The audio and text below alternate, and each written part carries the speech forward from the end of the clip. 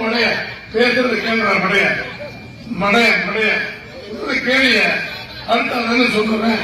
நீ அங்க உட்கார்ந்து சிந்திக்கிறவருக்கு எங்களுக்கு தெரியாதா? அதைத்தான் சொல்ல நடக்கிறேன். கேளு. பாதி பாதியா கேட்டீங்கன்னா எப்படி அப்புறம் முட்டா பயிலா இருக்கிய கேளிய 1000 ரூபாய் 100 வேலை 300 ரூபாய் தரேன்னா கொடுக்கல. 6 மாசமா பணம் கொடுக்கல. அதைத்தான் பிரசிடன்ட் சொன்னார். அப்ப யாரும் கேட்டீங்களா இல்லையே? என்டிஎம் நடராஜன் அம்பலிகை பிரசிடன்ட் தானே அவர் சொன்னார்ல. அதைத்தான் சொல்றேன்.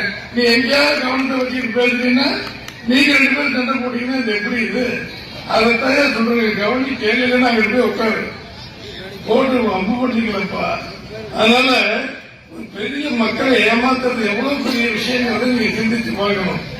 அதே ஆனால் இந்த பன்னீர்செல்வம் டிடிவி தினகரனும் ரெட்டையை தோற்கடிப்பதற்காக ராமநாதபுரத்தில் போய் பலாப்பழத்தை தூக்கி போய் நின்னாரு. அங்க தோல்வி விட்டாரு. டிடிவி தினகரன் அங்க தேனியில போய் நின்று அவர் தோத்தாரு. எல்லாரும் ஒண்ணு சேர்ந்து வேற போய் சேர்க்கிறது எல்லாம் அவர் என்ன சொல்லிட்டாங்க?